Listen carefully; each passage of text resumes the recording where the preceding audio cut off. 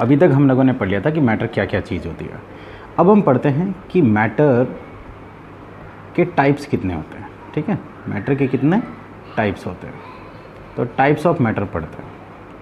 देखो बच्चा, मोटे तौर पे अगर देखा जाए तो कोई भी जो पदार्थ होगा, कोई भी चीज़ होगी, वो 3 तरह की हो सकती है। कितने तरह की चीज़ हो सकती है? 3 तरह की, मोटे तौर पे, है ना। जो आपके सिलेबस में भी सिर्फ 3 टाइप्स के ही हैं। पहला टाइप जो है वो होगा सॉलिड। क्या होगा? सॉलिड। दूसरा जो टाइप होगा वो होगा लिक्विड। क्या टाइप होगा? लिक्विड। और तीसरा टाइप होता है गैस। ये जो टाइप्स होते हैं इनको केमिस्ट्री की भाषा में स्टेट्स कह देते हैं। क्या कहते हैं? स्टेट्स। स्टेट मतलब अवस्था। ठीक है, तो मोटे तौर पे जो मैटर को अगर आप डिफाइन करेंगे तो मैटर के जो स्टेट्स होते हैं वो कितने तरह के होते हैं? 3 तरह के, सॉलिड, लिक्विड और गैस। 2 और हैं जिनके ऊपर अभी रिसर्च चल रही है, जो पहले आपके सिलेबस में एक छोटा सा पार्ट था जो इस साल से हटा दिया गया है। चलो कोई बात नहीं, पर हम थोड़ा सा उसके बारे में भी देख लेते हैं तो क्या क्या है। एक होता है, इसका नाम है प्लाज्मा। क्या नाम है? प्लाज्मा। और दूसरा होता है Bose-Einstein condensate. Bose-Einstein Bose-Einstein condensate. BEC इसको कहा जाता है। ये 2 और मैटर की अलग अवस्था होती है। इनके बारे में हम लोग लास्ट में पढ़ लेंगे थोड़ा सा, बहुत छोटा सा हिंट आपको पता होना चाहिए। बाकी मोटे तौर पे आपको पता होना चाहिए सॉलिड, लिक्विड और गैस क्या होते हैं, किन को आप सॉलिड कहोगे, किन को लिक्विड कहोगे, तो और उनके बारे में आपको पता होना चाहिए। चलिए अब देखो, सबसे पहले हम लोग सॉलिड के बारे में पढ़ते हैं, तो ध्यान से सुनो। सॉलिड के बारे में इनकी कुछ प्रॉपर्टीज़ होती है। क्या होती है? प्रॉपर्टीज़। अगर आपको वो प्रॉपर्टीज़ पता है तो आप उसको देखकर आप ये अंदाज़ा लगा सकते हैं या बता सकते हैं कि ये चीज़ सॉलिड है। जैसे एग्जांपल के लिए ये डस्टर, इस डस्टर को आप कैसे कह सकते हो कि ये सॉलिड है, लिक्विड है या गैस? आप सबसे पहले इसको देखोगे और इसको देखने के बाद तुरंत आप क्या बोलोगे कि भाई इसको आप तोड़ नहीं सकते, इसका एक फिक्स शेप है। क्या डस्टर एकदम पिघल के ऐसे हो सकता है? क्या टेढ़ा बांका कुछ हो सकता है? ठीक है, या तो आपको तोड़ना पड़ेगा इसको, नहीं तो इसका एक फिक्स शेप है। आप चाहे कहीं पर रख दो, इसको पानी में रख दो तो भी यही शेप रहेगा, हवा में रख दो तो भी यही रहेगा, ज़मीन पर रख दो तो भी यही रहेगा, एक फिक्स शेप होता है। ठीक है, ऐसे ऐसे कुछ 4-5 प्रॉपर्टी होती है जिसको आप देखकर ये कह सकते हो कि ये सॉलिड है। यहीं अगर मैं पानी रखूँ, पानी को देखकर आप कैसे कह सकते हो कि वो लिक्विड है। ठीक है, हवा को देखकर आप क्या कह सकते हो कि गैस है। तो ये कुछ प्रॉपर्टीज़ होती है जिसको देखकर अभी डिस्कस करेंगे कौन कौन सी प्रॉपर्टीज़ है। वो प्रॉपर्टीज़ आपको याद रखनी है, सीधा आपको, और ज़्यादा दिमाग नहीं लगाना। देखो, सबसे पहली जो प्रॉपर्टी होती है सॉलिड की, वो क्या होती है? अभी जैसे हमने देखा कि इसका क्या होता है, हमेशा फिक्स शेप होता है। क्या शेप होता है?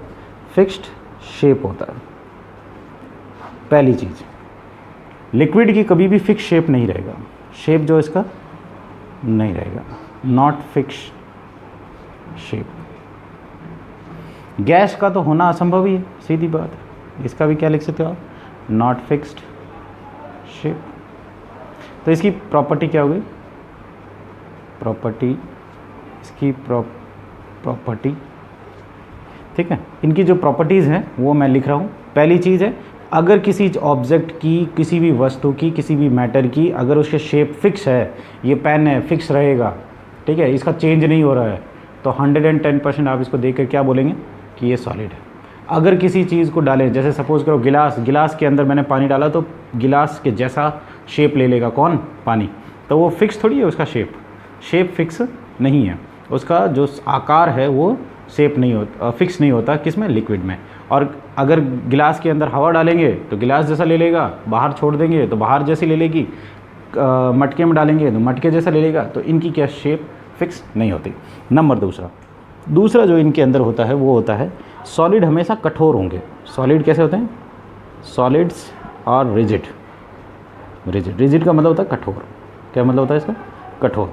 सॉलिड हमेशा कठोर होता है। जैसे एग्जांपल, अगर मैं इस पेन को किसी के सर पे मारूं तो शायद है चोट लग जाए, लेकिन अगर मैं लिक्विड मारूं, छोटा सा ऐसे पानी का एक डला लेके ऐसे फेंकूं तो कोई चोट थोड़ी लगी, कठोर थोड़ी है।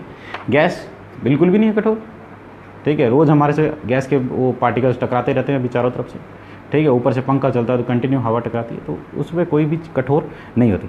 लेकिन ये जो चीज़ होती है, ये चीज़ नॉट रिजिड। और ये भी क्या है, ये भी क्या है, नॉट रिजिड, कठोर नहीं। लेकिन इनके अंदर एक चीज़ होती है, ये क्या होता है, they can flow, they can flow, बह सकते हैं।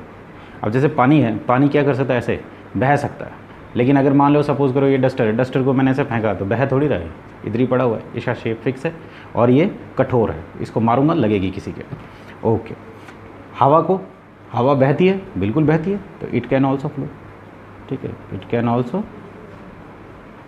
फ्लो। अच्छा, तीसरी चीज़ क्या है, सॉलिड को आप दबा सकते हो क्या, तो इसको लिखते हैं हम लोग कांट कंप्रेस्ड। इसको आप दबा नहीं सकते, ये सॉलिड है, कितना भी दबाओ फिक्स रहेगा इसका शेप, ये दबा नहीं सकते आप। पेन है, पेन को कितना भी दबाओ फिक्स रहेगा इसका शेप, ठीक है। ये कंप्रेस नहीं कर सकते, दबा नहीं सकते। पानी को दबा सकते हो बहुत आराम से। होली में आप लोगों ने गुब्बारों में पानी भर भर के खेला ही होगा, तो बड़े आराम से दबा लेते थे उसको। तो ये क्या होता है, कैन कंप्रेस्ड, कैन कंप्रेस्ड। ये लेकिन इसकी भी एक लिमिट है, ठीक है, इसकी भी एक क्या है, लिमिट है, नॉट टू मच, बहुत ज़्यादा नहीं दबा पाओगे पानी को, ठीक है। इंजेक्शन लो, इंजेक्शन के आगे एक कैप लगाओ और उसके बाद पीछे से दबाओ, 110% इंजेक्शन पूरा नहीं दबेगा। क्यों, क्योंकि पानी के भी क्या होता है, आगे हम पढ़ेंगे क्या चीज़ होती है, उसकी वजह से दबता नहीं है, पूरी तरीके से नहीं दबता। हाँ, दबता ज़रूर है, लेकिन सॉलिड तो बिल्कुल भी दबता नहीं है।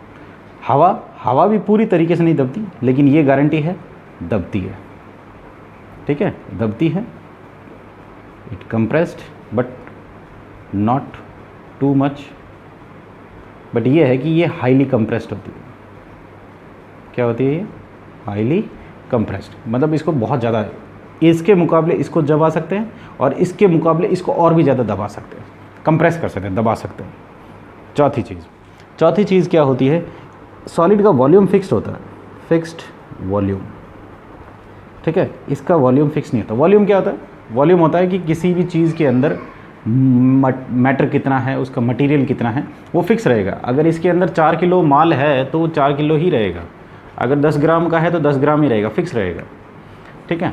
लेकिन लिक्विड के अंदर भी बिल्कुल फिक्स रहेगा, इसमें भी क्या रहेगा, फिक्स्ड वॉल्यूम रहेगा।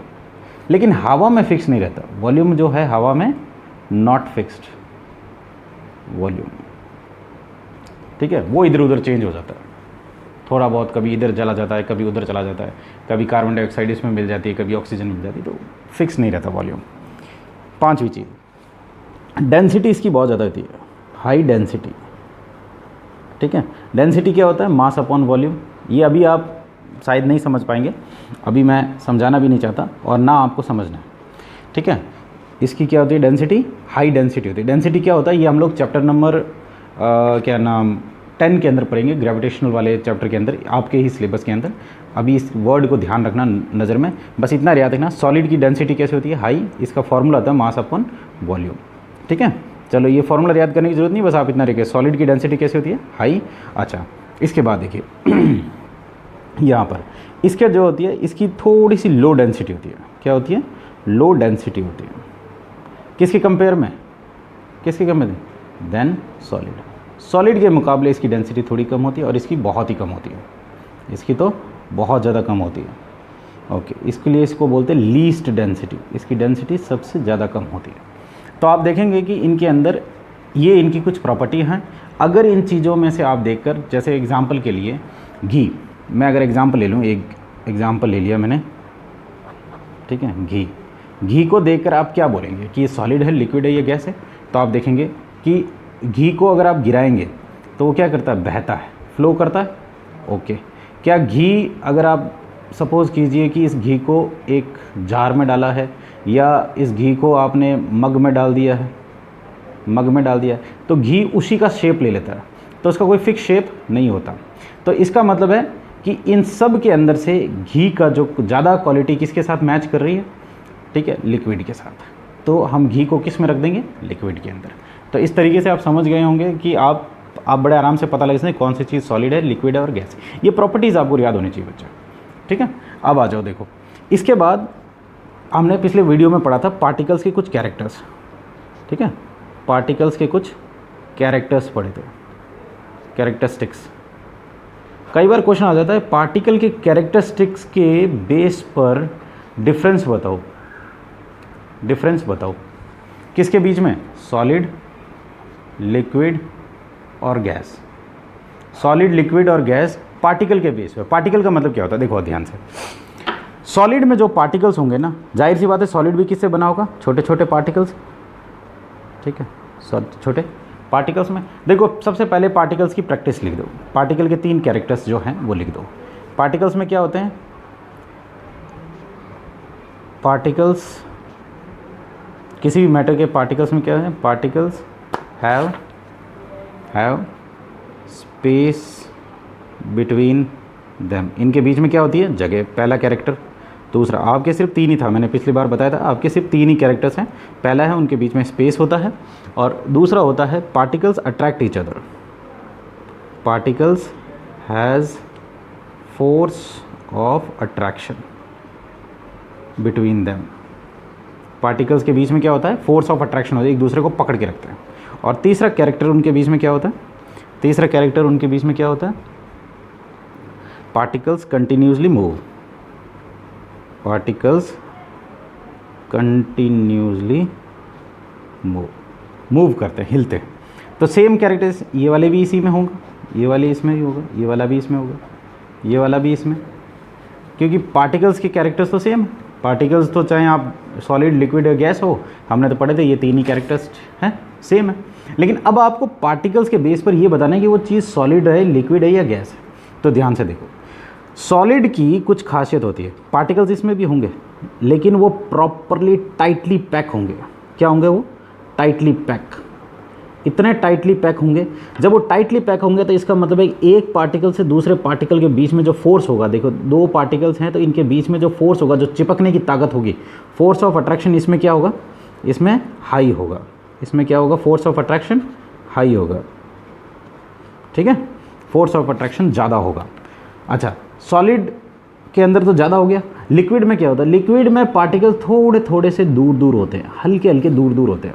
दूर दूर होते हैं तो जाहिर सी बात है इनके बीच में फोर्स ऑफ अट्रैक्शन, इनको एक दूसरे को पकड़ने की जो शक्ति होगी वो क्या होगी, थोड़ी सी कम होगी। इसके मुकाबले इसमें थोड़ी सी कम होगी। तो इसको क्या लिख सकते हैं, लूजली पैक्ड,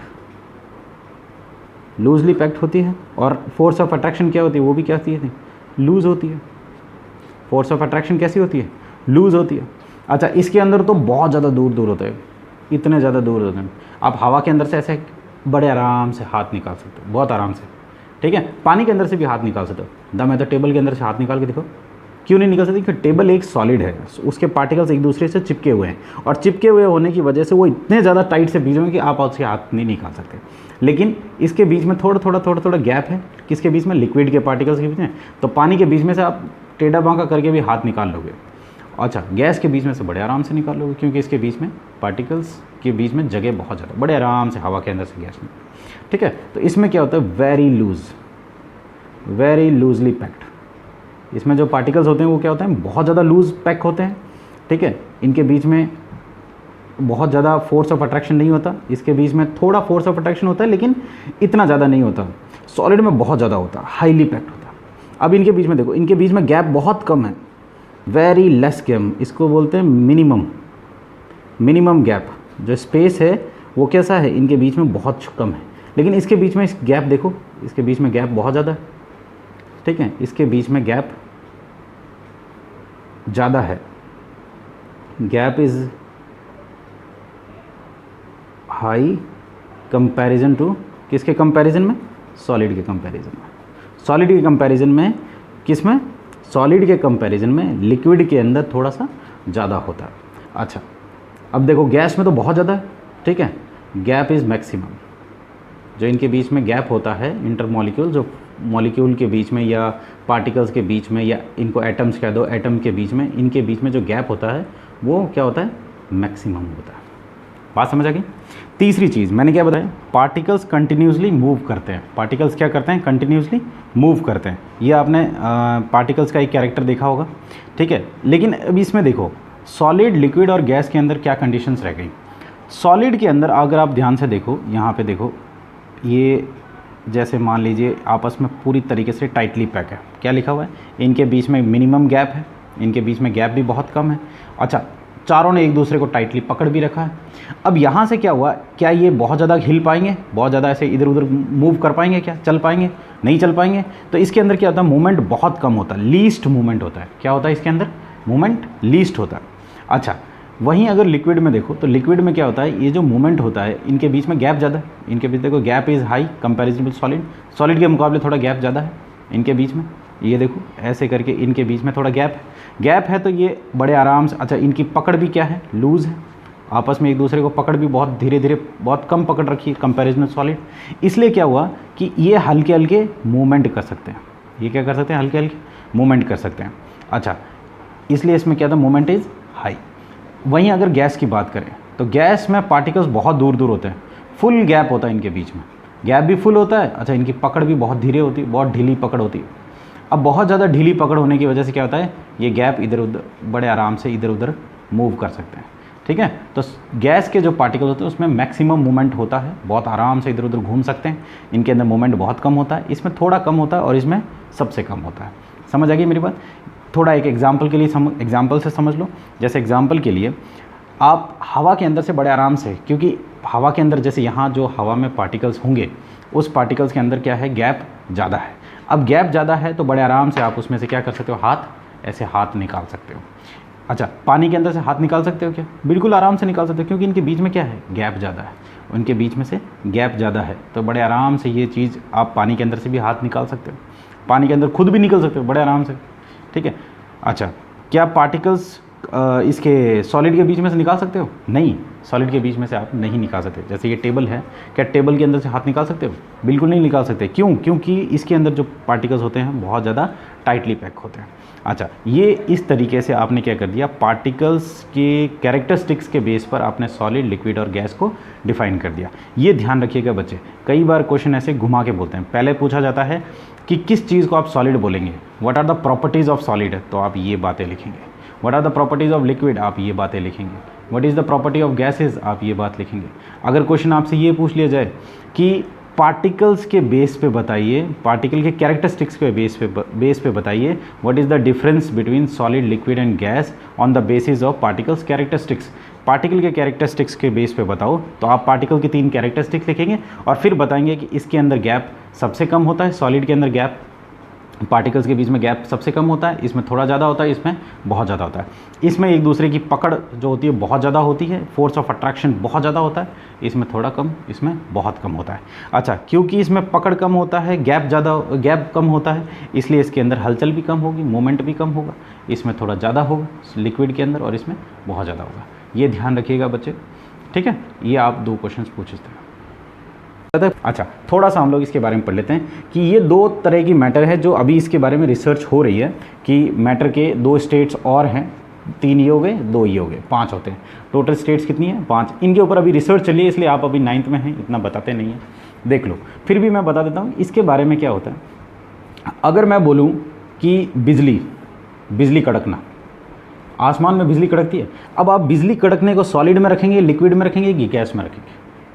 ठीक है। अच्छा, आग, फायर, बुरी तरीके से आग लग रही है कहीं पे, उस आग की जो लपट होती है उसको आप सॉलिड रखेंगे, लिक्विड रखेंगे, गैस रखेंगे। आप बोलेंगे सर इस तो पता ही नहीं मेरे को। तो ऐसी सिचुएशन में क्या किया, साइंटिस्टों ने बहुत रिसर्च करके ये पता लगाया कि जब कोई चीज़ बहुत ज़्यादा गर्म हो जाती है, वेरी वेरी हॉट, बहुत ज़्यादा गर्म हो जाती है, उस अवस्था को, उस स्टेट को हम लोग क्या बोलते हैं, गर्म, प्लाज्मा बोलते हैं। क्या बोलते हैं, प्लाज्मा।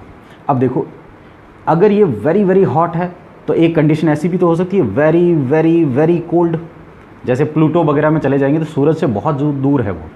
ठीक है। और यूनिवर्स में चले जाएंगे, नेपच्यून में चले जाएंगे तो वो सूरज से बहुत ज़्यादा दूर है, तो वो बहुत ज़्यादा ठंडे हैं, इतने ज़्यादा ठंडे हैं कि शायद कहते हैं कि अगर वहाँ पर जाएंगे तो आप लोगों ने कार्टून्स में देखे हो ना, ऐसे जाते हैं तो उधर वो हाथ रखते हैं तो हाथ के हाथ ऐसे खिर जाते हैं, मतलब बिल्कुल ऐसे बिखर जाएगा। ठीक है, टक करते हुए खिर जाएगा। तो हो सकता है ऐसी स्थिति भी कोई हो। ठीक है, तो इनके ऊपर अभी रिसर्च चल रही है, इसका नाम है बोस-आइंस्टीन कंडेंसेट।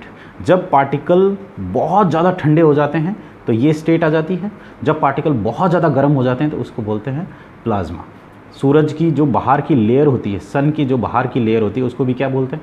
प्लाज्मा बोलते हैं। समझ आ गई मेरी बात? तो प्लाज्मा क्या है? बहुत बहुत ज़्यादा गर्म एलिमेंट्स को हम लोग प्लाज्मा कह देते हैं, बहुत ज़्यादा ठंडे को बोस-आइंस्टीन कंडेंसेट कहते हैं। बस इससे ज़्यादा आपको याद करने की जरूरत नहीं है। आपके सिलेबस में सिर्फ 1, 2 और 3 है, सॉलिड, लिक्विड एंड गैस।